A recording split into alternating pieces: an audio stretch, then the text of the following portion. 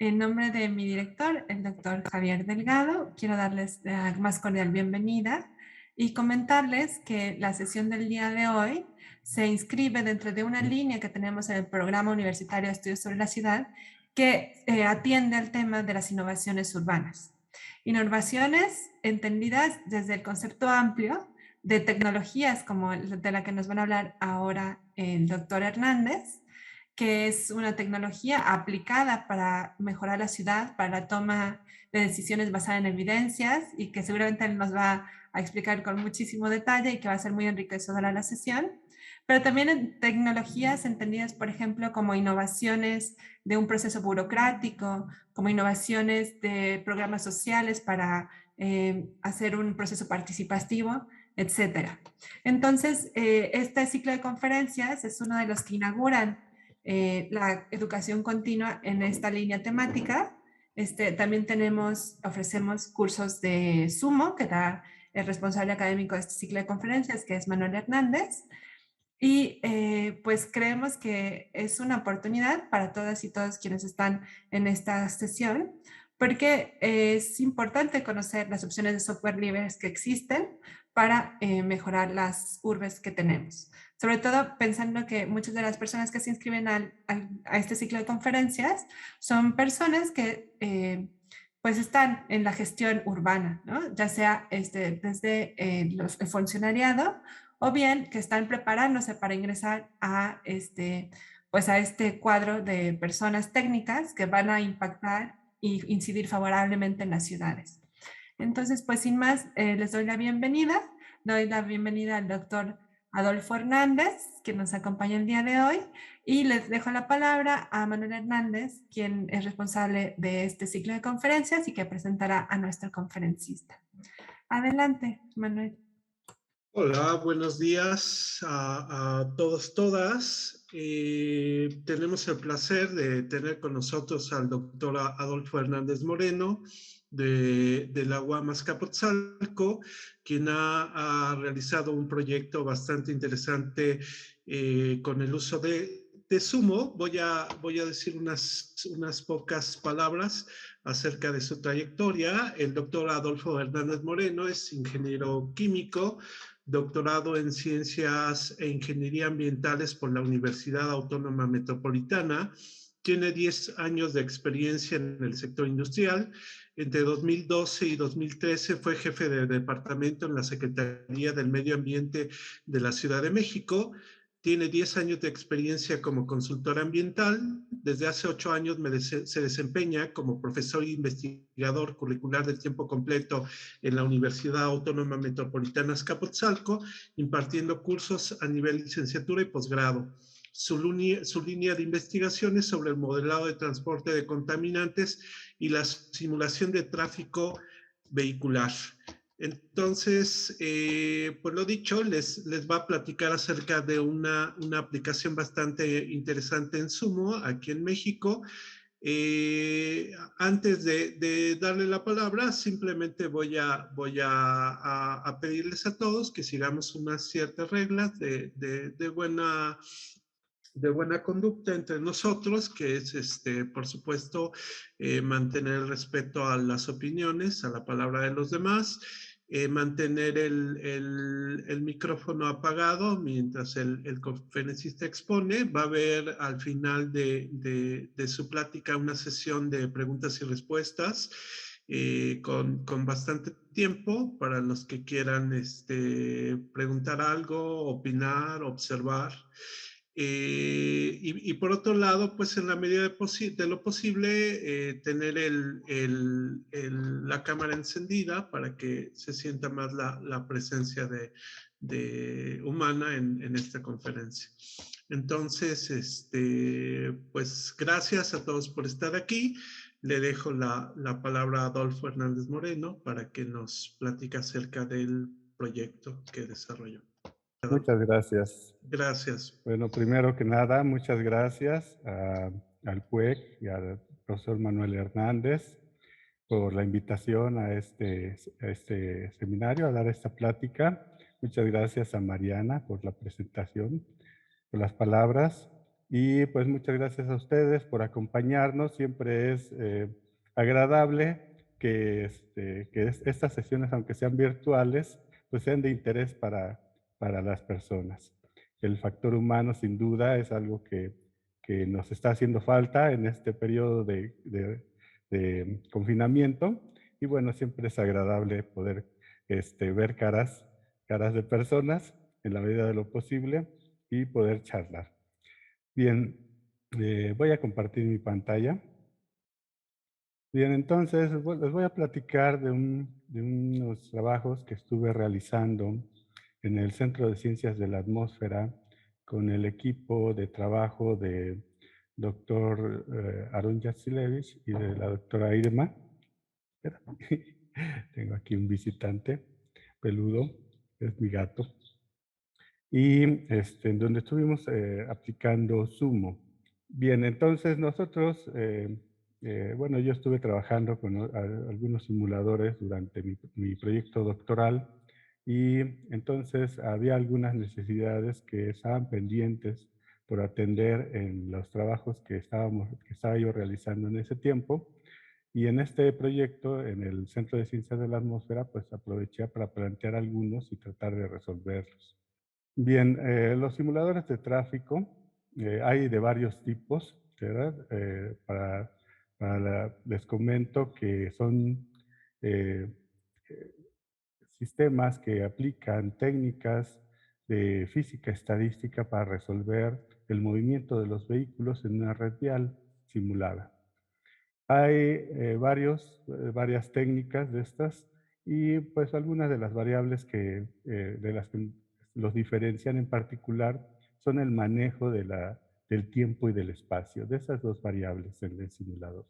Algunos simuladores de tráfico eh, manejan la variable del tiempo como una variable continua y a veces usan también la variable de espacio como una variable continua. Algunos otros discretizan el espacio y dejan como el tiempo con una variable continua. Y, por ejemplo, Sumo discretiza ambas variables, ¿verdad? El tiempo y el espacio son variables discretas en Sumo. Esto tiene obviamente sus efectos sobre el resultado de la simulación y también sus aplicaciones, sus usos y limitaciones como en todos los sistemas, ¿no? O sea, todos tienen sus alcances y limitaciones. Y ahorita vamos a ver cuál es la ventaja que tiene que estas dos variables sean discretas y por qué para este proyecto utilizamos Sumo. Bien, pero algo que la experiencia me había dado ya tanto con este y con otros simuladores es una característica que tal vez algunos de ustedes la han notado si es que han utilizado simuladores de tráfico o si ya están haciendo prácticas con ellos. Y es que la actividad vehicular en redes simuladas suele ser más eficiente que en la realidad. Nuestras redes que nosotros diseñamos en el simulador operan con bastante eficiencia, claro. No hay choques, no hay gente maleducada, no hay cosas así, no hay gente estacionándose en las orillas, en el carril, la segunda fila, no hay puestos ambulantes a media calle o invadiendo un carril. Hay un montón de cosas que hacen que la red real pues no sea tan eficiente como suele ser una simulada. Y entonces, ¿qué es en dónde radican esas diferencias? Pues mucho está en las incertidumbres que nosotros estamos involucrando en la simulación de tráfico vehicular. ¿De dónde provienen esas incertidumbres? Bueno, hay muchos factores que aportan incertidumbre a nuestra simulación de tráfico. Bueno, una de ellas pues viene desde los datos, ¿verdad? Los datos medidos, que es incertidumbre de datos en flujo vehicular, por ejemplo, en los aforos vehiculares. Muchas veces hacemos aforos por periodos cortos o por intervalos de horas pico, horas valle, horas promedio, etcétera. Y bueno, a partir de ahí nosotros tratamos de describir todo el flujo vehicular a lo largo del día Bueno, eso involucra incertidumbres. La clasificación del tráfico, cuántos autos particulares, cuántas motocicletas, cuántos tractocamiones, cuántos autobuses van en el flujo vehicular, pues también es un aspecto que es muy variable entre una vialidad y otra. Muchas veces homologamos la caracterización del tráfico en todas las vialidades o diferenciamos a tal vez las primarias de las secundarias, etcétera, pero eso también involucra incertidumbres. La medición de la velocidad instantánea, ¿verdad? Nosotros tenemos varias formas de determinar la velocidad de un vehículo, pero recordemos que el movimiento de un vehículo es un fenómeno transitorio, no es un proceso que se lleve en velocidad constante todo el tiempo, a una velocidad constante, es un proceso transitorio, la velocidad está moviéndose todo el tiempo hacia arriba, hacia abajo, acelera, desacelera, lo mismo la aceleración, es una variable transitoria. Y bueno, esas mediciones que hacemos en campo, pues también tienen su incertidumbre.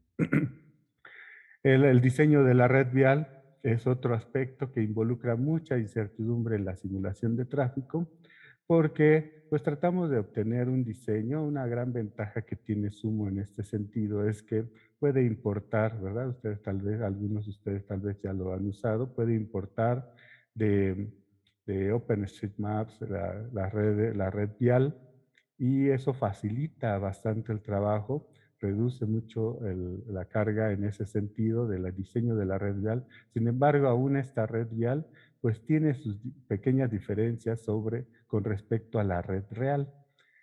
Y bueno, un aspecto muy importante en ese diseño de la red vial es si estamos considerando las impedancias, los elementos de impedancia en la red vial.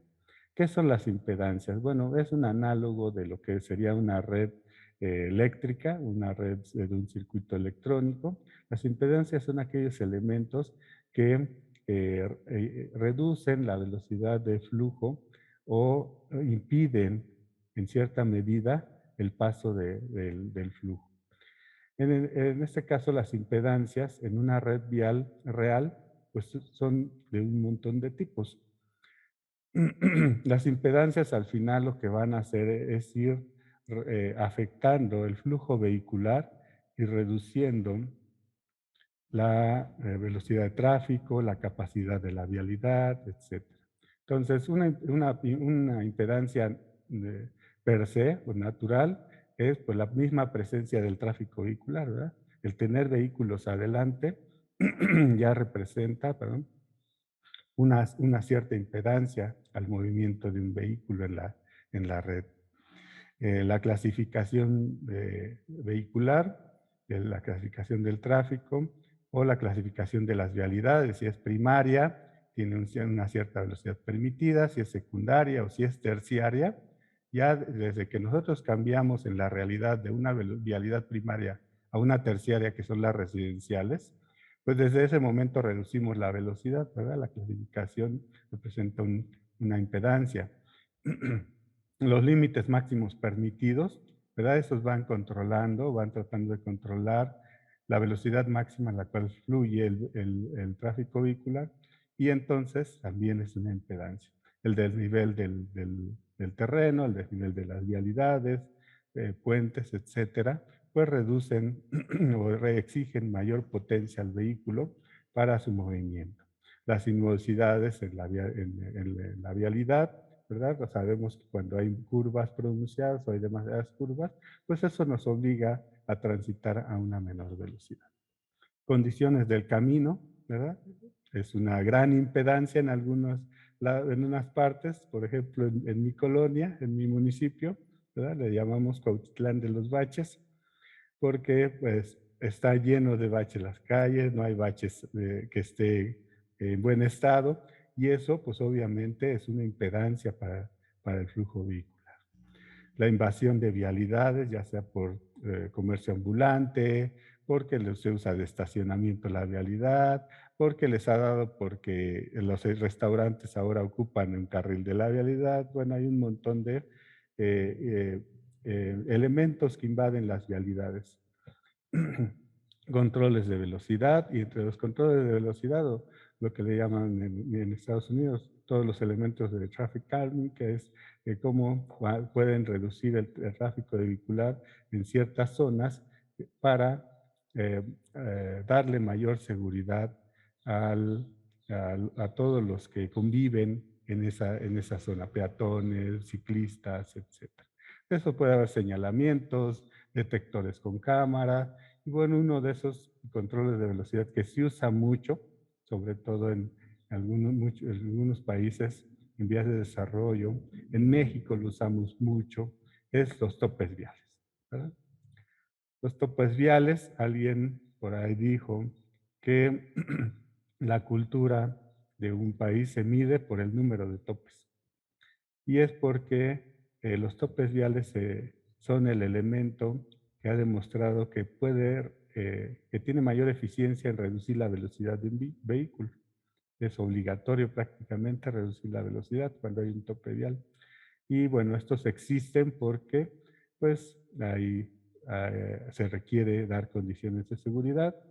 Y bueno, hay un montón de tipos de tope vial, aunque en Estados Unidos hacen una mayor clasificación de estos, se puede hacer una clasificación del tipo de tope vial. Nosotros aquí lo generalizamos, en general le llamamos tope.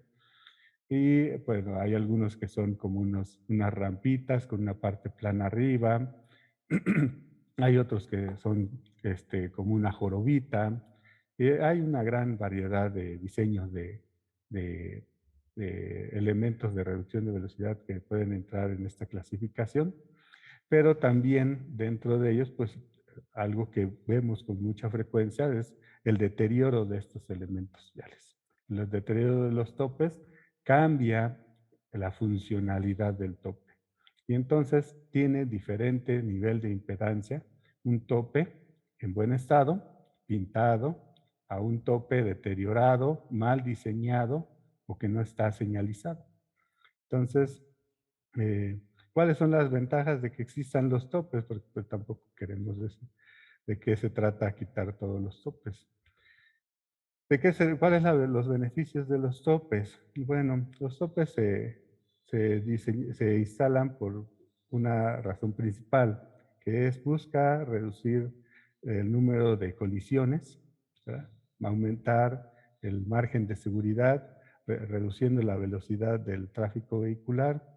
Se ha demostrado que reduce los accidentes fatales, reduce el número de colisiones, permite la mayor interactividad intermodal o multimodal, ¿verdad? Hay menos riesgo con peatones, con ciclistas, etcétera. Y da una percepción de seguridad a todos los que interactúan ahí, ¿verdad? Eso es lo que ha demostrado para que funcionan los topes viales. Sin embargo, también tiene efectos adversos. ¿Cuáles son estos efectos adversos de los topes viales? Bueno, también se han investigado mucho y podemos hablar primero de los topes en buenas condiciones. Bueno, la primera es que causa retrasos en los tiempos de recorrido, ¿verdad? A mayor número de topes, el recorrido, cada uno de ellos representa una impedancia, y si esa impedancia la convertimos en tiempo de retraso, pues al final de cuentas la suma de todas las impedancias nos da un tiempo de recorrido mayor, ¿verdad? La reducción de la capacidad vial, ¿verdad? La capacidad vial, recuerden que está en función de la velocidad de flujo, y bueno, cuando reducimos esta, pues obviamente se reduce la capacidad de la vialidad. La formación de colas o del congestionamiento, ¿verdad? Si ese tope vial está en una vialidad que tiene un alto nivel de flujo vehicular, pues va a dar como consecuencia la formación de congestionamiento o de formación de colas. Desgaste del vehículo, algunas veces generan daños, tenemos que utilizar los frenos, hay desgaste de balatas, de llantas, de suspensión, etc. Incremento del consumo de combustible, vamos a ver eso más adelante también, que también está demostrado el aumento del consumo de combustible. Por ejemplo, en el estudio del doctor Yasilevich y colaboradores encontraron más o menos un promedio de un auto particular consume 10 mililitros de combustible por cada tope que se encuentra. Incremento en las tasas de emisiones contaminantes, no tanto en el proceso de llegada o de acometida al tope, sino en el proceso de salida de la zona de tope, que es en la parte en la que se acelera el vehículo, y vamos a ver más adelante de qué nivel son esos incrementos en las emisiones. Aumento en los niveles sonoros, aumento de ruido, esos frenones y arrancones alrededor del tope, en la zona donde existen topes, deterioro del pavimento, exposición a contaminantes en zona microescala, en estas zonas donde hay tope, retrasos a los servicios de emergencia. Y bueno, también hay un efectos adicionales cuando los topes son defectuosos, están mal diseñados o están deteriorados, que es la formación de encharcamientos, ¿verdad? Cuando no hay, en México es muy poco frecuente que se usen los drenajes pluviales y entonces los topes forman una barrera al flujo de agua, forman encharcamientos.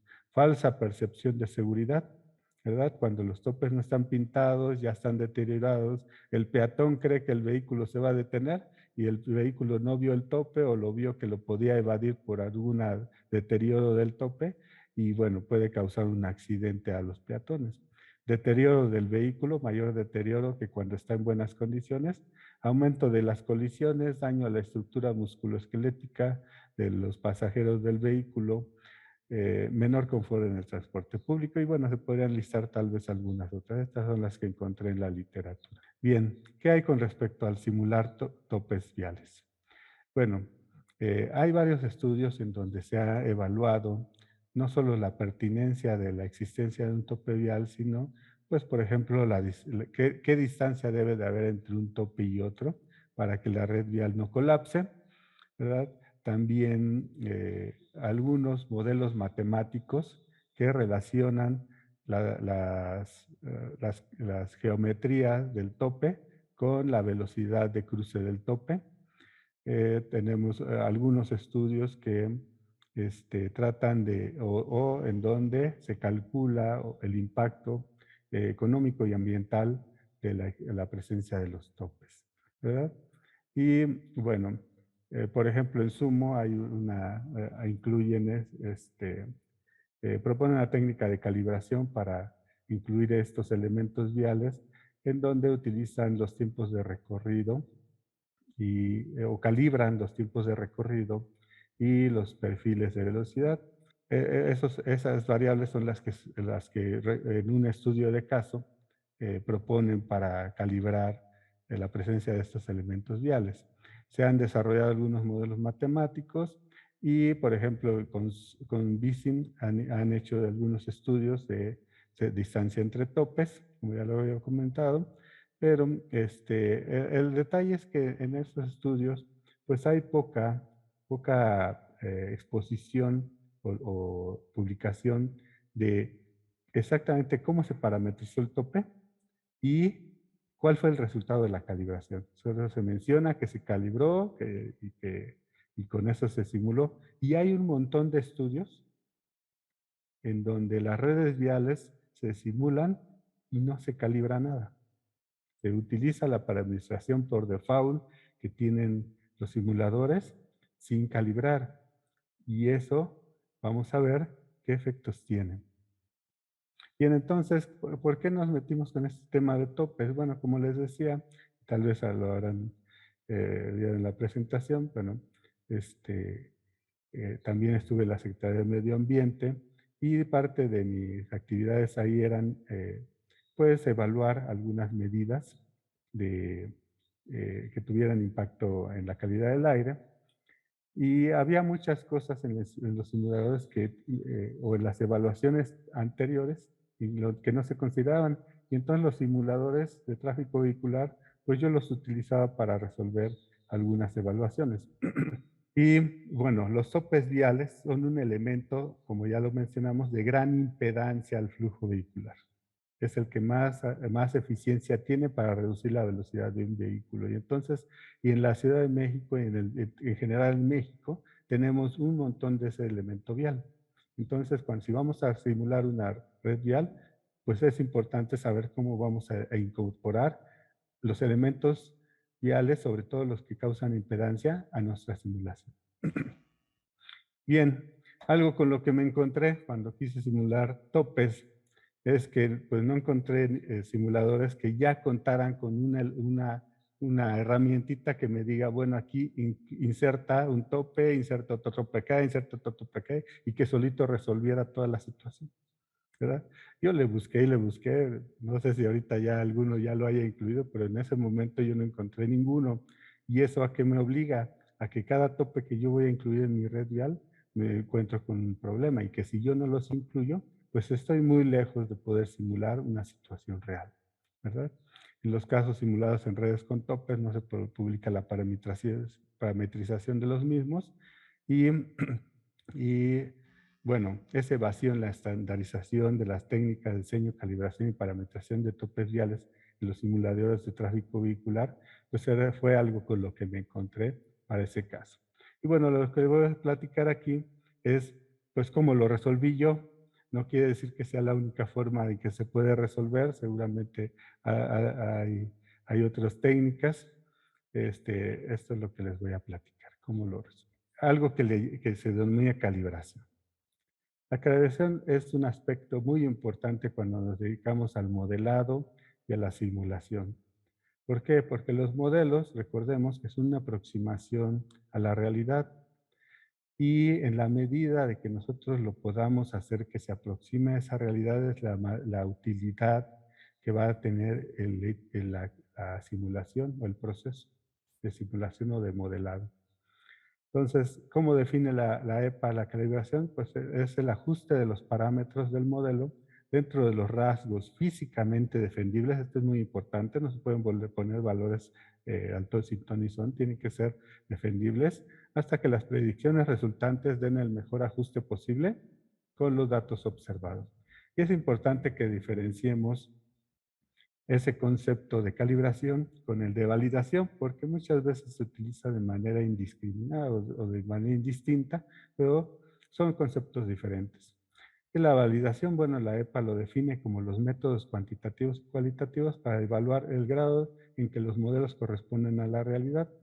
Y bueno, eh, en ese sentido, la validación va más en el sentido de que cuando uno desarrolla un modelo nuevo, uno debe de demostrar que los fundamentos teóricos son válidos para resolver ese fenómeno, ¿verdad? Y que se están aplicando correctamente. Y entonces en función de eso se hace una validación cuantitativa y cualitativa de eso. Eso normalmente se hace solo cuando se desarrolla el modelo y cuando se presenta a la comunidad científica, se presenta esa validación. Pero una vez que ya está hecha la validación, pues lo que nos corresponde a los usuarios es hacer la parte de calibración, ¿no? A calibrar los modelos cuando los vamos a aplicar cualquier modelo, no nada más simuladores de tráfico, todos los modelos matemáticos de cualquier fenómeno que queramos representar deben de ser calibrados para dar la situación al estudio de caso que estamos trabajando. De otra manera, los resultados pueden no ser lo que esperaba. Bien, investigando, bueno, buscando soluciones para esta situación de la calibración, bueno, me encontraba yo con técnicas de video tracking que, pues, nosotros ya las conocemos y convivimos con ellas ya en la actualidad. Esta tecnología del seguimiento por video, pues la tenemos en las cámaras que nos multan en la Ciudad de México, ¿verdad? Esos detectan al vehículo, miden su velocidad de crucero, toman el número de placa y le mandan su multa, ¿verdad? Esta, pues bueno, la desarrollaron los militares, ellos desde los drones, eh, hacen el video tracking del vehículo donde va el enemigo y bueno, ya no hay forma de que se escape el enemigo, ¿verdad? Le dejan ir el misil y bueno, tan se acabó. Y bueno, en el tráfico vehicular puede tener mucha aplicación. ¿Por qué? porque podemos diseñar algoritmos en donde no solo detectemos la velocidad de crucero, también podemos ir censando la velocidad instantánea del vehículo. Inclusive podemos incluir a los algoritmos un parámetro que defina qué es un vehículo particular, qué es un vehículo mediano, qué es un vehículo grande, ¿verdad? Dependiendo del tamaño de la ventana.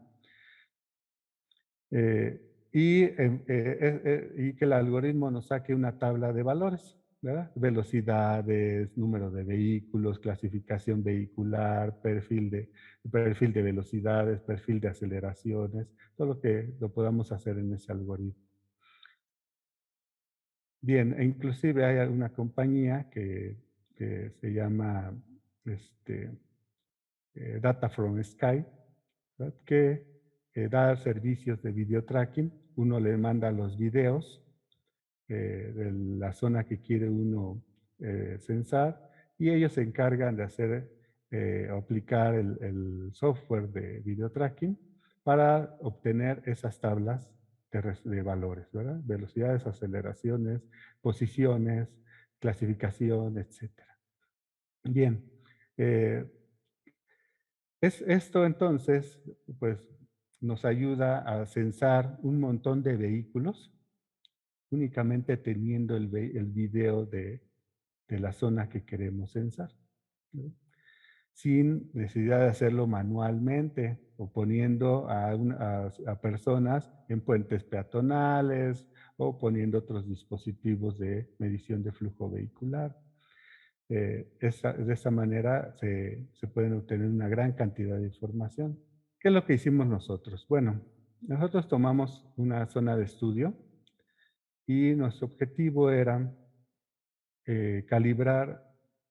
cómo calibrar un tope vial, ¿verdad? En sumo. Tomamos una zona de estudio que está cerca del Centro de Ciencias de la Atmósfera, ahí en Delfín Madrigal, ¿verdad? Por donde uno llega al metro Ciudad Universitaria, y en donde antes de llegar al metro hay un tope. Está la entrada a CU y tomamos esa zona como estudio. Pues más que nada por cuestiones de seguridad. No quiere decir que sea la mejor zona de estudio, ni el mejor tope para estudiarlo, pero pues sí nos brindaba condiciones de seguridad. Y bueno, nosotros tomamos ese tramo de la vialidad desde un ingreso en una zona hasta el tope y la salida del tope. Bien, este es el tope, ese tope que está ahí en Delfín Madrigal antes de llegar al Metro Ciudad Universitaria. ¿Cuál es el diseño que tiene? Vemos que tiene rampa de acometida, rampa de salida y tiene es una joroba más o menos plana, aunque no es plana del todo en la parte superior. Y bueno, inclusive pueden ver en el centro, en el carril central, un pequeño bache, ¿verdad? Ya hay deterioro en ese tope. Más adelante vamos a ver, recuérdense de ese deterioro, vamos a ver el efecto que tiene sobre el tráfico vehicular. Entonces, ¿cuál es el diseño de ese tope? Bueno, tiene más o menos 4 metros de ancho, perdón, hacia la dirección del flujo y 14 centímetros de altura, ¿verdad? Más o menos la misma altura que la guarnición de la banqueta. Y entonces nosotros tomamos ese diseño para meterlo a sumo y hacer la calibración con él. ¿Qué es lo que hicimos? Bueno, el equipo de FEBO, que algunos lo conocerán, es de la Facultad de Arquitectura, pues nos hizo favor de prestarnos no solo a su dron, sino a sus pilotos de dron, a quien le agradecemos mucho, porque gracias a eso subimos el dron sobre la zona de estudio y tomamos el video. Aquí en este video ya pueden ver inclusive las etiquetitas que aparecen en los vehículos que van indicando la velocidad instantánea del vehículo. El dron no hace el video tracking. El video lo bajamos, ya que lo tomó, lo bajamos y en la computadora metimos un software de video tracking. Ahorita le voy a platicar sobre ese software de video tracking. Pero nosotros estábamos ahí arriba, creo que es la Ciencias Forenses, creo que es el edificio que tenemos a la izquierda, y desde ahí elevamos el dron. Esos drones son una maravilla, primero porque traen una cámara 4K de muy buena resolución, y eso es muy importante y muy útil para cuando uno va a hacer video tracking. Se requiere de buena definición de resolución de video, pero además pues tienen un software integrado que estabiliza el movimiento de la cámara de video para evitar ese sangoloteo o el movimiento que tiene el dron por el viento, pues no se vea reflejado en el video que está grabando. Entonces podemos obtener un video pues bastante útil para nuestros fines. Voy a adelantar un poco. Bueno, aquí ya está regresando, estábamos regresando el dron. Y bueno, tomamos videos a diferentes periodos de tiempo, hora pico, hora promedio o de flujo promedio y horas valle.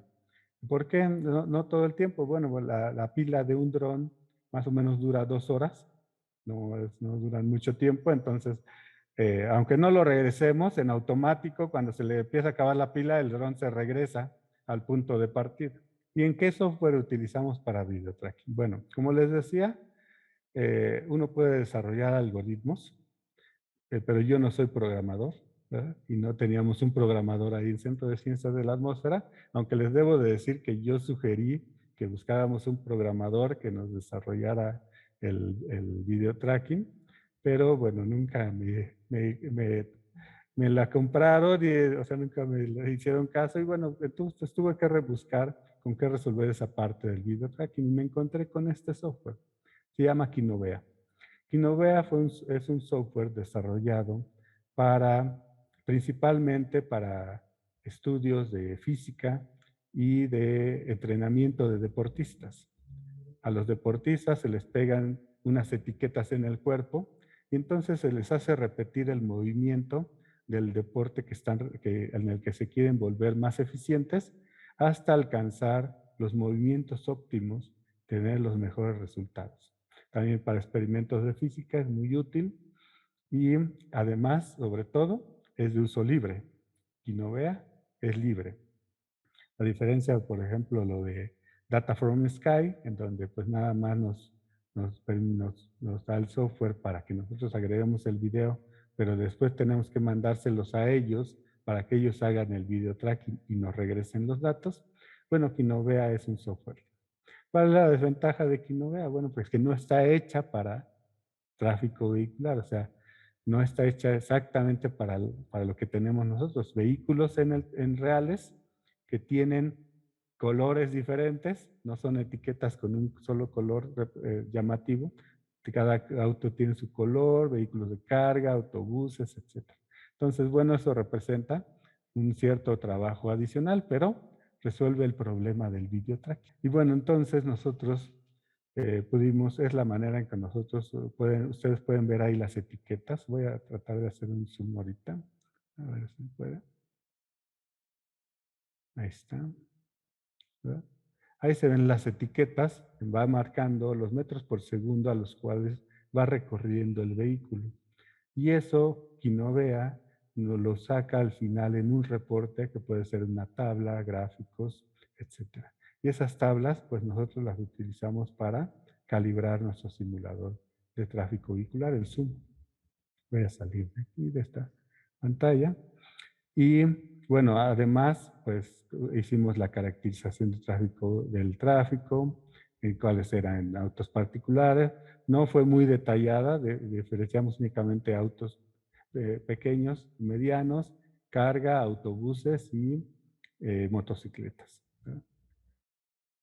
Bien, ahí yo inclusive quería yo cortar ese árbol, hubiera yo querido recortar ese árbol que está en la orilla, que está junto a una canchita que está a un lado, pero obviamente no lo iba a hacer. También soy amigo de los árboles, pero vieran cómo me causó problemas a veces para mantener el video tracking ahí abajo de las ramas del árbol, ¿no? Son parte de las limitaciones del video tracking. Bien, ¿qué resultados obtuvimos? Bueno, aquí tenemos la caracterización del tráfico vehicular observado. En horas pico, promedio valle y el promedio global. Tenemos, pues el mayor porcentaje era de automóvil, eh, más o menos un 80, poco más del 80% de automóviles, alrededor del 10% de autobuses, 2 y fracción de transporte de carga, 1.2 en promedio general de microbuses y alrededor del 3% de motocicletas.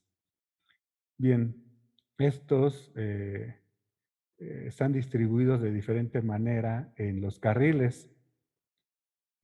Observamos, de hecho, que uno de los carriles de acometida es muy obstruido por el acceso a Ciudad Universitaria y entonces los autos particulares pues prefieren en gran medida o agarraban el de entrada a Ciudad Universitaria, que obviamente esos no los contabilizamos porque no iban a cometer al tope, y los demás preferían el carril tercero. Estamos hablando de que el carril 1 es el que está cerca de la banqueta y el carril 3 es el de alta velocidad.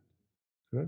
Y entonces, tenemos aquí la distribución de los vehículos en función del carril de acometida y el carril y la llegada al tope, porque a veces también hacían cambios antes de llegar al tope o en el tope hacían cambio de carril.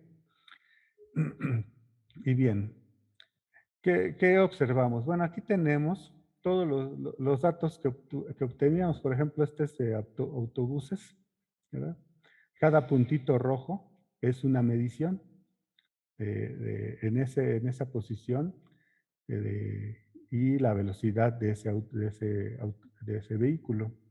Las barras blancas son los rangos de variación para esa posición en particular. Y en el eje de las X tenemos el tiempo de recorrido desde que nosotros marcamos nuestro inicio de estudio hasta pasar el tope. Esto está en milisegundos. Entonces, más o menos tardaban 20 segundos desde que entraban a la zona de estudio hasta que empezaban a salir del tope. Este es el caso de autobuses en los carriles 1 y 2. ¿Qué hicimos? Bueno, para el estudio, ya para calibrar, empezamos a trabajar más con los valores de los carriles 1 y 2, porque como vimos, los carriles 2 y 3, porque uno del carril 1, aquí está mal el dato, carril 1 estaba muy obstruido por el acceso por los vehículos que entran a Ciudad Universitaria. Bien, ¿cuál es la diferencia en la actividad entre estos carriles? Bueno, vemos que el carril 1 tiene una gran variación en el tiempo que tardan en cruzar el tope, lo que le llaman también home crossing speed, que es la velocidad de cruce de tope, ¿verdad? El carril 1 pues varía mucho, tenemos una barra aquí de bigotes muy amplia. El carril 3 es más corta, normalmente pasan a una velocidad más homogénea, pero vean cómo el carril 2 tarda más en pasar el tope que el carril 3, cuando en ese punto del tope, prácticamente esos dos ya están a flujo libre. Yo consideramos que ese bache que está en el carril 2, ¿verdad? El carril central, está afectando la velocidad de paso de tope. Aquí arriba tenemos las estadísticas, más o menos tiene un promedio en el carril 3 de 3.4 segundos, carril 2 de 3.7, el carril 1 de 3.3 segundos, en promedio total de 3.5 segundos de paso de tope. Estos valores son para automóviles particulares, un tiempo promedio de paso de 3.55 metros por segundo, el paso de tope, con un rango mínimo de 2 a 5 metros por segundo. ¿Verdad? Hay algunos datos extraños que aparecen aquí en el gráfico de caja y bigotes, que pues se deben a vehículos que se quedan parados en el recorrido, taxis que bajan personas en esa zona, cosas de ese tipo. Pero en general, algo que es importante de estos datos es que vemos que tienen un comportamiento, se comportan con una distribución normal con esa distribución normal, entonces nosotros ya podemos hacer todo el trabajo estadístico que necesitamos utilizando pues las variables estadísticas de la norma. Bien, perdón, esta era la de autobuses. Vemos que los autobuses tienen una velocidad de cruce de tope menor que los autos particulares, 2.4 metros por segundo, un rango que va desde 0.23 hasta 3.8 metros por segundo. ¿Por qué es importante calibrar? Aquí podemos ver un detalle de esto. Si nosotros hacemos o modelamos ese tramo sin calibrar perfil de acometida al tope y velocidad de cruce de tope de los vehículos y de diferente velocidad de cruce de tope para cada tipo de vehículo, entonces al comparar los resultados de sumo con los resultados reales, pues no se parecen mucho, ¿verdad? Aquí tenemos la línea roja en el diagrama tiempo-velocidad, ¿verdad? Que la línea roja es lo que obtendríamos con sumo si no calibramos, y los puntos azules son los observados con el video tracking. Entonces es importantísimo siempre que calibremos los modelos, no importa qué tipo de modelo sea. Bien, aquí tenemos, sabíamos que había estudios en donde las velocidades de recorrido se obtienen a partir del velocímetro del vehículo. Y bueno, aquí comparé los datos obtenidos en un estudio anterior, ¿no? Esa parte no la hice yo, tomando datos de velocímetro con los que obtuve con el video tracking. La línea naranja es los que se obtienen con el velocímetro. Las barras verticales son los rangos de variación y los puntos azules, las bolitas azules, son los obtenidos con video tracking. Las barras esas grises que están alrededor de los puntos azules son los rangos de variación.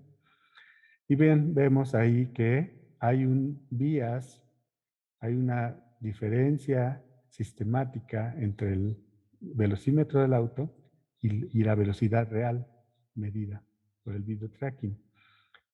¿A qué consideramos que se debe este bias en las curvas o en los datos? A que los velocímetros, bueno, ya investigando, los velocímetros de los vehículos se calibran por arriba de lo real. Anda un rango de que anda por ahí de los 5 metros por segundo, perdón, 5 kilómetros por hora, por encima de lo real. ¿Para qué? Como un margen de seguridad para el automovilista. Los velocímetros de los autos no nos dan la velocidad real del movimiento del vehículo. Entonces, esto es bien importante porque nos hace ver que todos aquellos estudios, tanto para cálculo de emisiones como para calibración, tomados con datos de velocímetro, pues tienen un sesgo, ¿no? Entonces, eso es importantísimo. Bien, en la calibración, entonces, nosotros parametrizamos el tope en sumo y aquí tenemos, por ejemplo, cuál fue la velocidad de cruce de tope para auto particular que consideramos. Obviamente consideramos diferente velocidad de cruce de tope para diferente tipo de vehículo, pero para no, perdón, para la sección utilizamos una velocidad de tope promedio porque en sumo no podemos asignar la velocidad de cruce de tope para los vehículos, para el tipo de vehículo. Eso es algo que tengo muchas ganas de platicar con desarrolladores de sumo, cómo implementamos de una forma más sencilla de lo que yo lo hice aquí, cómo implementar topes en la simulación de tráfico vehicular. Tenemos ahí algunas referencias de modelos que se utilizaban para estimar la velocidad de cruce, una de Alomar y Massey en 2002 y Alomar en 2017. Y vemos que el modelo matemático de 2017 pues se aproxima más a lo que nosotros observamos con el video tracking, ¿verdad? De 3.55 metros por segundo. Y bueno, por tipo de vehículo tenemos que, lo que sí podemos hacer en sumo es asignar las parametrizaciones para las tasas de aceleración, el sigma y la longitud del vehículo con la cual diseñamos los vehículos en el simulador de tráfico vehicular, en el sumo. Entonces aquí están esos valores con los cuales nosotros logramos hacer la calibración. Y bien, ¿cuáles son los resultados de la calibración? Aquí nosotros tenemos las gráficas. Aquí está esta ventanita un poco para acá, que no sé si les estorba esta ventanita. Y aquí tenemos las gráficas en donde comparamos los datos reales con los datos, con el comportamiento de sumo ya calibrado. La línea roja segmentada es el resultado del sumo calibrado y los puntos azules oscuros son los datos reales. Vemos inclusive que en el caso de autos particulares, disculparán que aquí le dejé la gráfica en inglés, todo lo venía cambiando a español, pero esta se me quedó en inglés. Pues son muy parecidos el comportamiento de los autos particulares. No quiere decir que sean menos datos, simplemente tienen menor dispersión, forman una línea más parecida a los puntos azules oscuros. Y la línea roja ya es consumo calibrado. De autobuses tiene una mayor dispersión los datos reales, pero ahí tenemos la línea roja, se alcanza a ver. Voy a hacer un zoom también aquí. ¿Ya? Esto me ayuda a ver mejor los gráficos, a veces nos quedan chiquitos para la presentación. Y ahí tenemos, aunque yo les voy a decir, yo no soy muy fan de usar la R cuadrada como parámetro estadístico de ajuste, pero es un parámetro que se utiliza mucho a nivel publicaciones, ¿no? Yo normalmente prefiero otros parámetros de error, otros estadísticos de error, pero bueno, aquí podemos ver el nivel de ajuste para R cuadrada que tuvimos con el sumo calibrado.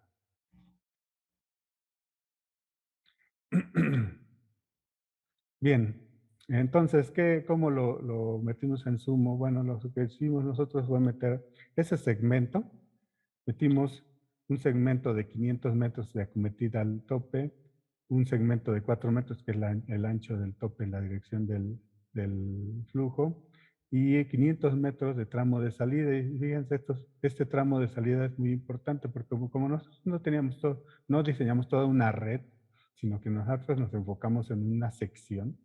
Entonces, en sumo, los vehículos cuando van a salir de la red, ya del sistema, pues muchas veces buscan un cambio de carril. ¿Para qué? Pues para aproximarse más al punto en el cual se les dijo que tenía que salir. O a veces, si nosotros escogimos salida aleatoria, pues el aleatorio le mandó a salir a otro carril que no era en el que iba. Y entonces ahí hay algunas cosas un poco extrañas que a veces pasan cuando un vehículo sale del sistema, que para evitar eso en el análisis de los resultados, pues pusimos un tramo de 500 metros después del tope.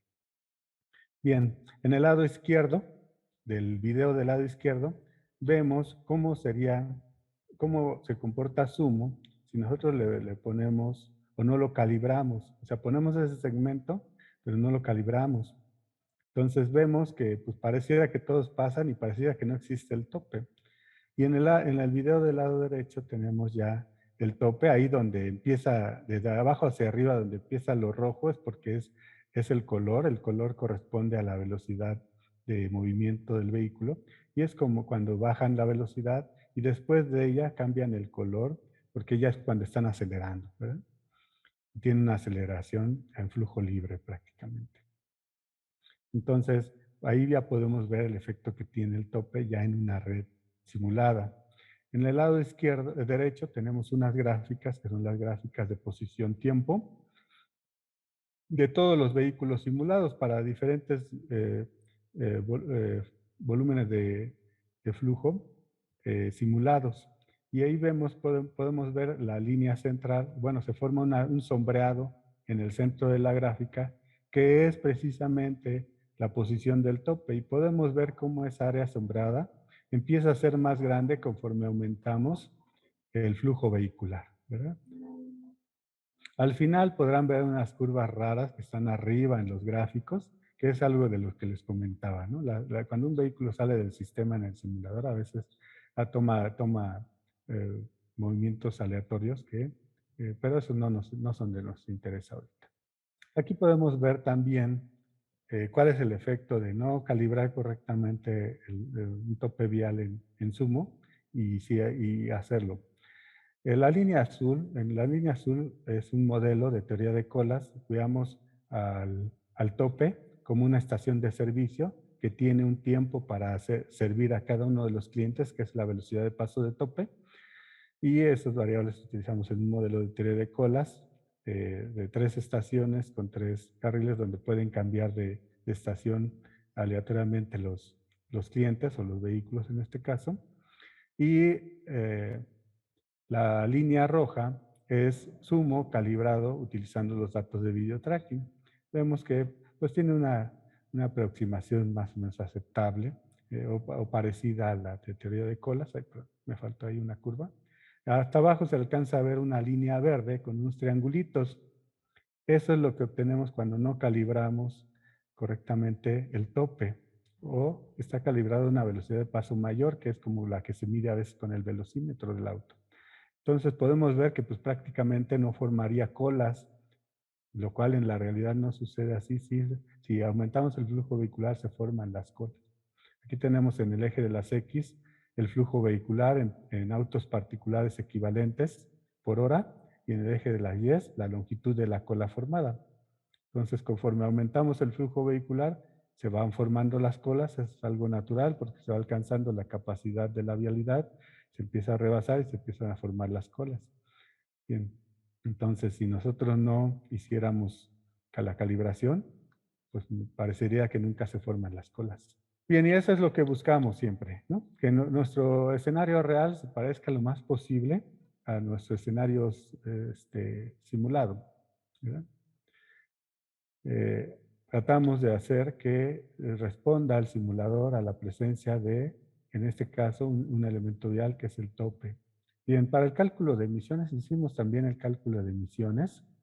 Para eso había un colega, que es el doctor Ulises, que utilizaba muy bien Advisor, que es un modelo mecanístico de análisis de comportamiento de un vehículo, no solo emisiones vehiculares, puede analizar movimiento de autopartes del vehículo. Y bueno, aprovechando eso, de sumo, nosotros obtuvimos los datos de aceleración, perfil de velocidad o posición de los vehículos. Y entonces, cada uno de los vehículos simulados fue ingresado su perfil de velocidad particular a Advisor y entonces Advisor modeló todos esos vehículos que se simularon para todos los diferentes volúmenes de flujo vehicular. Entonces en este caso utilizamos Advisor para el cálculo de las emisiones asociadas a un tope vial. Y bien, aquí tenemos los gráficos de salida. Tenemos para el CO2, monóxido de carbono, hidrocarburos, óxidos de nitrógeno, material particulado y consumo de combustible. Y entonces aquí, cada una de las líneas, voy a hacer un zoom también aquí, cada una de las líneas en el gráfico, en un gráfico posición contra emisión contaminante, emisión instantánea, por supuesto, por eso es que no tiene ahí unidades de tiempo en el eje de las Y's. Y vemos cómo se comportan las emisiones conforme vamos aumentando el flujo vehicular. Entonces vemos la línea negra que es a 1600 vehículos particulares equivalentes. Esto es, hacemos vehículos particulares equivalentes o analizamos o presentamos al final toda la caracterización de tráfico se convierte a vehículo particular equivalente para poder hacer comparaciones. Eso es algo también que debemos de promover, que no se presenten resultados calculados todos sobre cada tipo de vehículo y eso. O sea, está bien calcularlos y presentarlos, pero al final debemos de hacer una forma de comparar. La forma de comparar es hacerlos equivalentes. Entonces, vemos que para el 1600 vehículos por hora, tenemos la línea negra en donde tenemos un perfil más o menos como este de aproximación. Después, o sea, llega al tope, lo cruza y viene el proceso de aceleración y por eso aumenta bastante la tasa de emisiones de dióxido de carbono, para después volver a alcanzar lo que será las emisiones a velocidad de crucero, más o menos a la posición de los 800 metros. Entonces viene Conforme alcanza la velocidad deseada del vehículo, pues va alcanzando una velocidad uniforme y entonces baja la tasa de emisión. Pero este perfil de emisiones va cambiando conforme cambia el flujo vehicular. Vemos la línea punteada es a 2.000 vehículos por hora, la línea roja segmentada es a 3.500 vehículos por hora, y ahí vemos que ya cambia significativamente el perfil de emisiones previo al tope. ¿Qué es lo que está pasando ahí? Que ya se están formando colas. Y entonces a esas bajas velocidades las tasas de emisiones son altas y además el tiempo de recorrido es más lento. Entonces el tiempo en la estancia en la red es mayor. Por lo tanto, hay una mayor tasa de emisiones. Y lo mismo pasa para los 4.800 vehículos por hora, ¿verdad?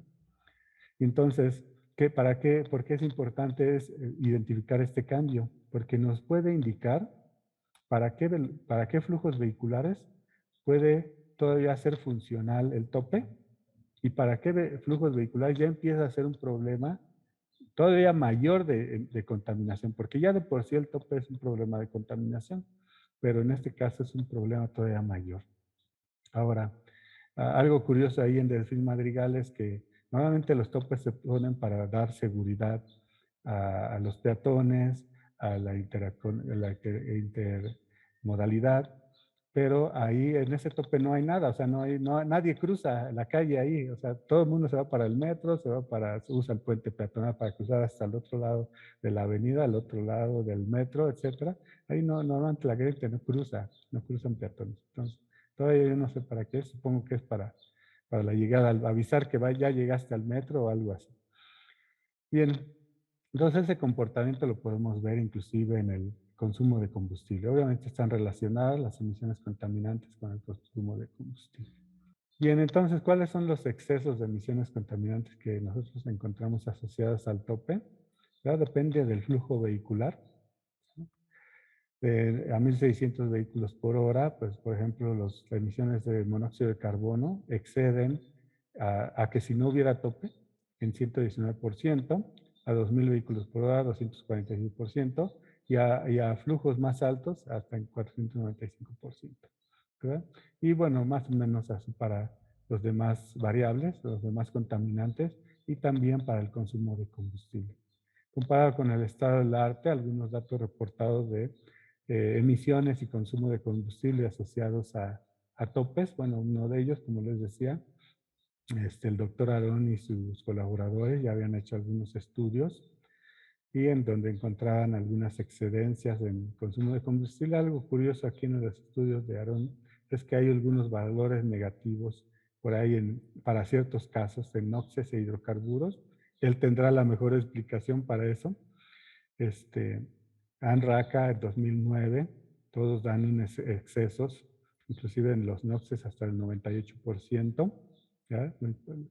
Dependiendo también obviamente de la vialidad, del escenario que estudiaron, y un estudio de la NCCHPP del 2011, pues también tiene algunos valores reportados asociados a topes.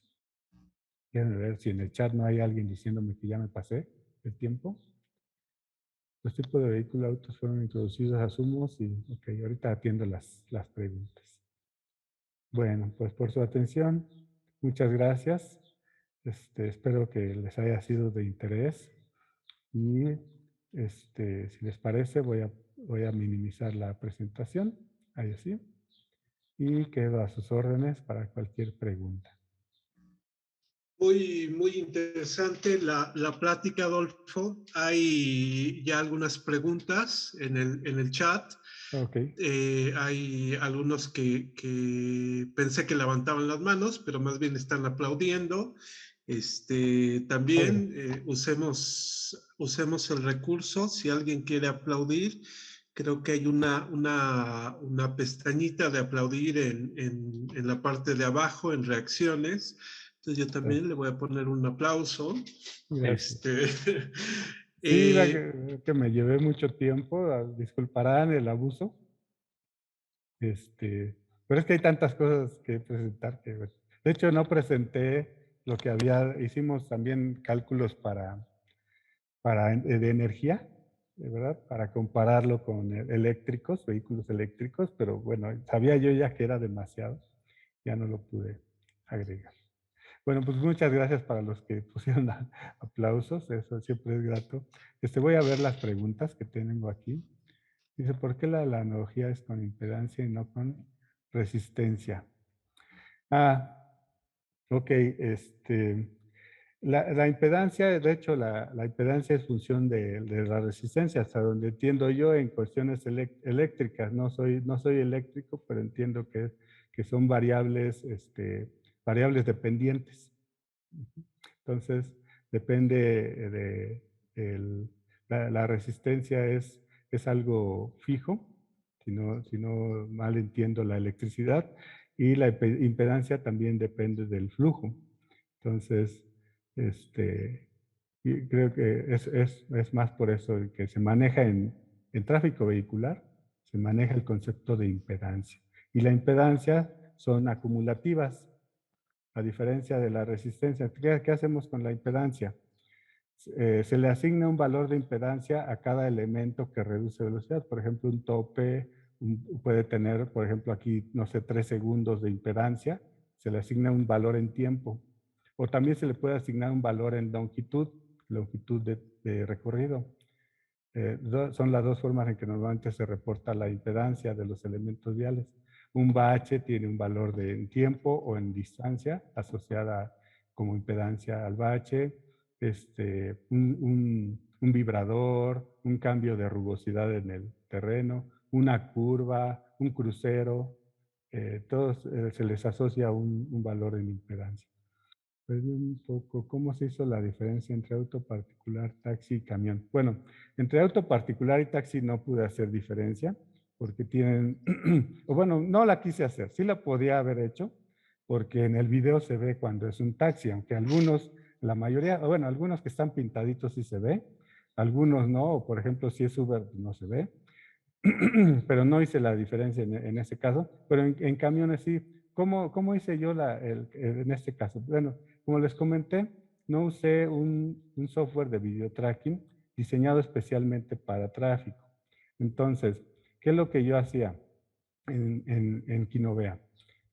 Una vez que iniciaba el video, yo le iba poniendo una marca a cada vehículo y después le marcaba qué era, ¿no? Que era camión, que era automóvil, que era motocicleta y así.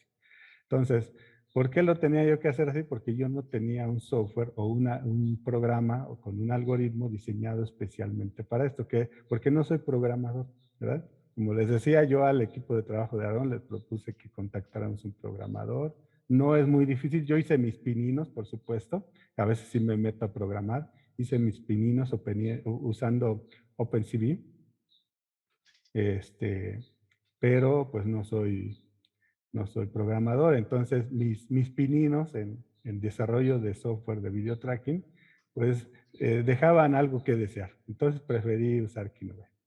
Pero sí, un buen algoritmo puede hacer la clasificación por él mismo, con un pequeño margen de error, pero no es significativo. Un buen algoritmo puede hacer la identificación de los vehículos en movimiento por sí mismo, sin que yo los tenga que marcar. ¿Cuál es la técnica que usa el video tracking? Bueno, a partir de que inicia el video, creo que me salí, no sé, algo pasó. Ok, creo que se dejó de compartir. Okay. Una vez que inicia el video, el algoritmo identifica los píxeles que se movieron, que tuvieron cambio y los que no tuvieron cambio. Y empieza a identificar cuáles son píxeles que están cambiando a lo largo del recorrido. Y de esa manera va haciendo el video tracking. Entonces, dependiendo de la calidad del video y dependiendo de la calidad de la eficiencia del algoritmo, pues es como puede hacer más eficientemente ese video tracking. Entonces, yo como no lo diseñé, no soy programador, mi pinino no era muy bueno, entonces lo hice con Kinovea. Muchas gracias. Ahorita les pregunto si contesté a sus preguntas o si no, ¿eh? Voy a seguir ¿Con qué dispositivos se miden las emisiones y demás elementos en el aire? Bueno, en este caso los valores que presenté son nuevamente simulados, ¿verdad? Son simulados con Advisor. hay varios estudios que nos aclaran, de hecho sería muy complicado calibrar emisiones con lo que nos da el simulador. El proceso es un proceso transitorio que involucra muchos vehículos y además muchos cambios. Y en el simulador pues no estamos metiendo transporte atmosférico, o sea, pues lo que llega de otro lado, lo que se dispersa en el lugar, el viento que haga en ese momento. Entonces hay muchas variables que hacen muy complicado hacer una calibración de concentraciones de contaminantes, compararlo contra un simulador. Entonces, en este caso solo presenté las simuladas. La doctora Irma, mucho gusto, qué bueno que la saludo. Un abrazo. Dice, muy interesante, ¿qué propones sobre los topes? ¿Sobre qué hacer con los topes? Bueno, tenemos que hacer un estudio, yo creo. O sea, queda claro que hay topes que tienen su razón de existir. Hay ventajas, ya las comentamos al inicio, cuáles son los beneficios. Pero también eh, hay, hay topes que son disfuncionales de manera informal, o sea que no las puso el gobierno. Hay topes que ya se deterioraron. Hay topes que en su momento cuando se instalaron había un flujo vehicular definido y con el paso de los años el flujo vehicular fue aumentando y entonces se volvió disfuncional o crea mayor conflicto de lo que puede beneficiar. Entonces yo creo que lo que valdría la pena es hacer estudios para topes conflictivos sobre todo. Topes, por ejemplo, en vialidades primarias y secundarias, pues en la manera de lo posible evitarlos. Los topes pueden ser muy funcionales en vialidades terciarias y en algunos topes que ya están muy deteriorados, o una de dos, o se reparan porque se vuelven, de hecho, un riesgo a los peatones porque les da una falsa percepción de seguridad y el vehículo no ve el tope porque no está pintado y se lo vuela y se lleva al peatón también, o ya está deteriorada una parte y le hace más fácil pasar por ahí. Entonces yo creo que un estudio sobre qué topes vale la pena retirar, qué topes hay que reparar y qué topes pueden permanecer, valdría la pena. Muchas gracias, doctora Irma, por la pregunta. Estefanía Espino. Topes, puentes o semáforos. Yo creo que cada uno tiene su función. Eh, es cuestión de, los ingenieros de tráfico y de transporte son los que deben de definir y de seleccionar el tipo de dispositivo o de elemento vial que debe de instalarse en cada sitio.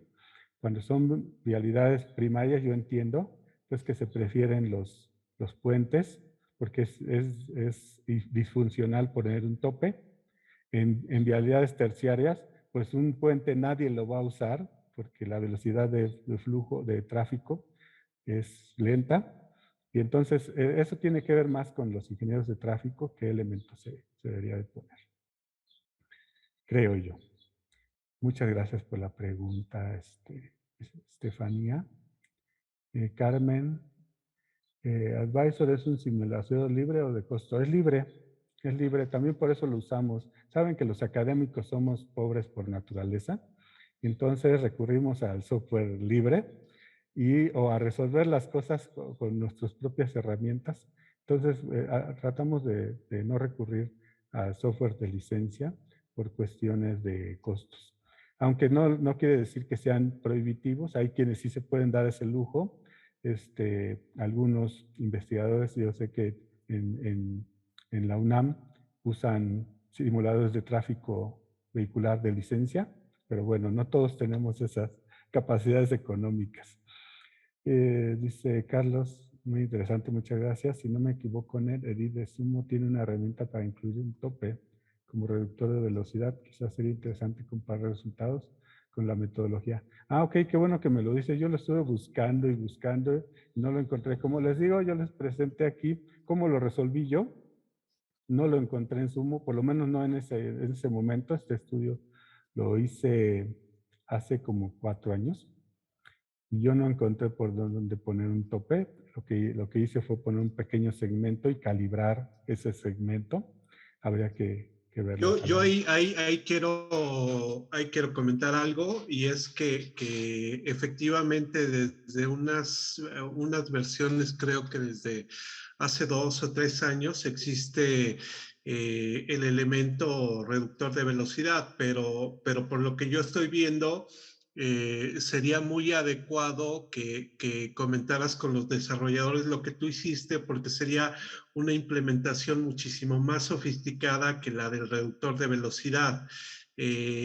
Por lo que veo, o sea, sí, indudablemente sí, en mi opinión, por supuesto, sí tendrías que platicar con los desarrolladores, porque creo que aportaría bastante para construir un elemento tope con una exactitud mejor que la de un reductor de velocidad. El reductor de velocidad está como pensado en una serie de elementos semicilíndricos, ¿no?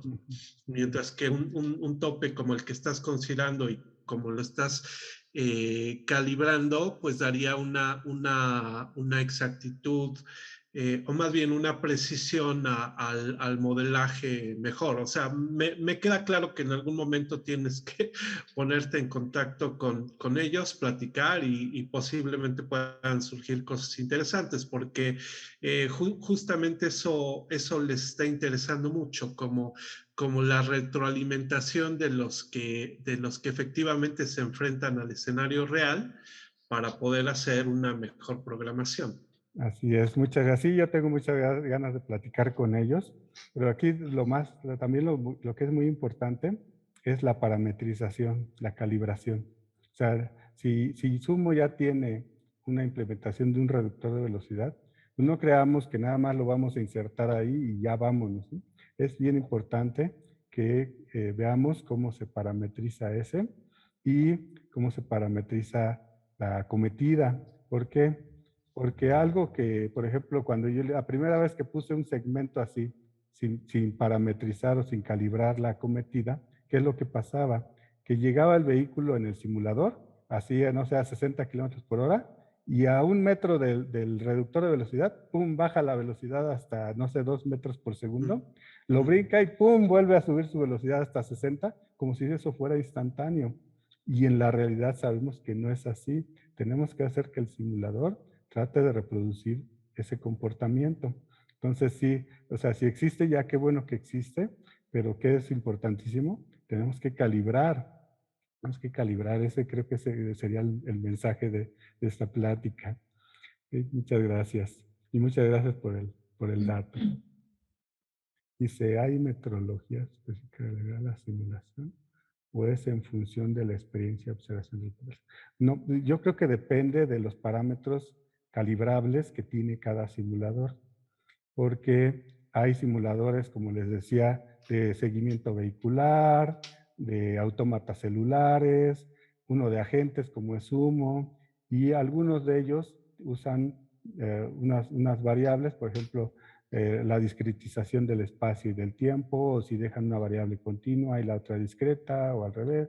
Entonces, yo creo que es más bien cada simulador define qué parámetros son ajustables y entonces en función de eso poder calibrar un tope. En este caso, en Sumo, nosotros teníamos los parámetros de tasa de aceleración y desaceleración y la sigma de esas variables, de la tasa de aceleración y desaceleración, y en este caso la velocidad de cruce de tope, que fue lo que pudimos calibrar.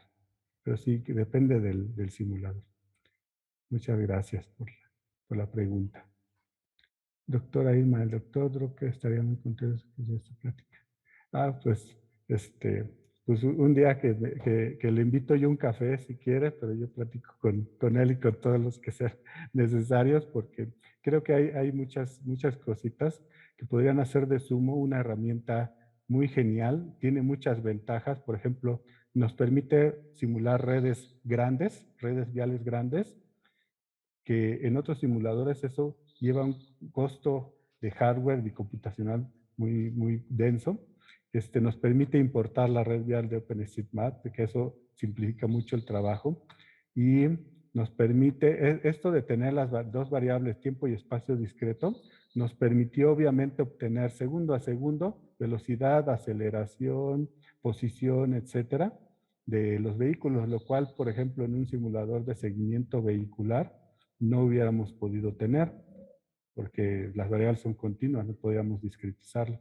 Entonces, sí, yo tengo algunas dudas que me gustaría tratar con ellos y algunas, y pues bueno, ellos que son programadores, sobre todo los de Sumo, son programadores, pues ellos sí podrían a lo mejor resolver estos detalles como la inserción de topes, calibración de topes, etcétera, que darían mucho más realismo a las simulaciones de Sumo. Muchas gracias, doctor. Bueno, además del chat, si quieren pueden abrir sus micrófonos. Bueno, para mí no hay problema, no sé para él. No, ninguno. Por Bueno, favor, adelante.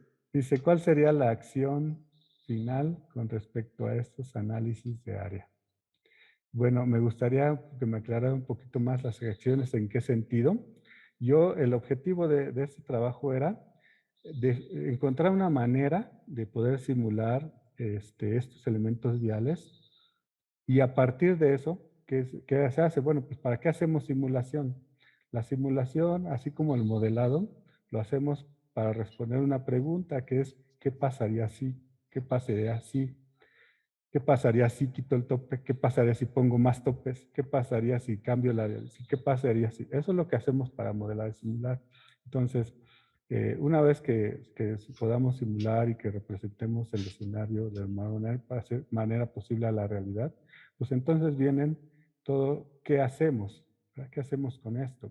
Como decía la doctora Irma, eh, ¿qué podemos hacer para los topes? Bueno, pues con esto podemos empezar a analizarlos, a evaluarlos, cuáles se deben de quitar, cuáles no. Podemos definir qué diseño deben de tener los topes, porque como les decía al principio, hay una gran variedad de diseños en topes viales. Nosotros aquí lo generalizamos como topes viales. En Estados Unidos le dan una clasificación, ¿verdad?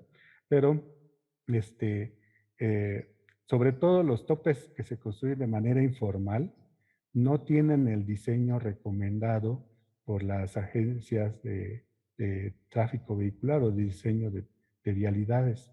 Son topes hechizos por los pobladores y están muy mal diseñados. A veces inclusive los que van a ponen verdaderos postes atravesados o demasiado altos que algunos vehículos tienen que agarrarlo de ladito porque definitivamente si no, no pasan, se quedan ahí colgando.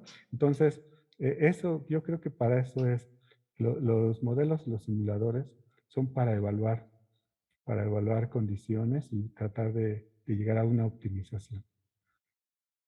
Muchas gracias, Stephanie. No sé si para alguien le quedó alguna pregunta sin contestar. Yo creí que las contesté, pero me seguí derecho. Si alguien quedó una pregunta sin contestar, me lo podría decir con confianza.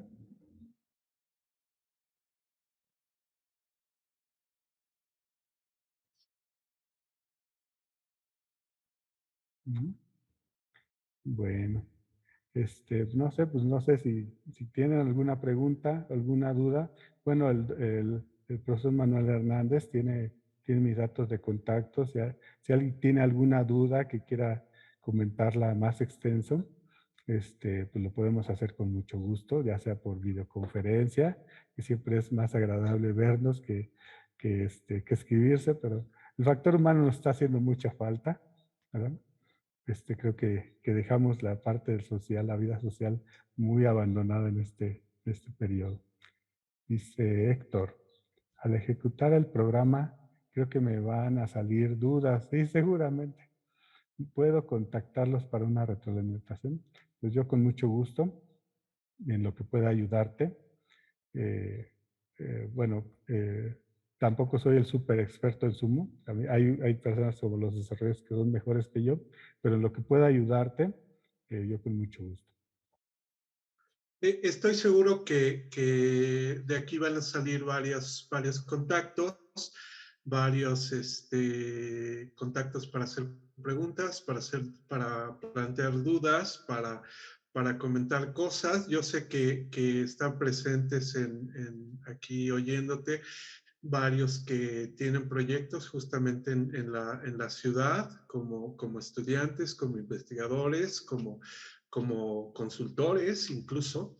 También estoy seguro que para todos nosotros y en general para mucha gente en este momento, los temas de arreglar la ciudad son muy importantes, precisamente porque estamos enfrentando una época en que tenemos que echar para adelante nuestra creatividad, nuestro entusiasmo para resolver problemas tan grandes como la pérdida de tiempo en el tránsito, ¿no? El desperdicio de recursos, las emisiones que a veces se hacen como tú comentabas, a lo mejor hay topes que ya resultan absurdos, pero siguen ahí por costumbre y tal vez el hecho de solamente remodelar los topes en una ciudad tan grande como la Ciudad de México pueda tener un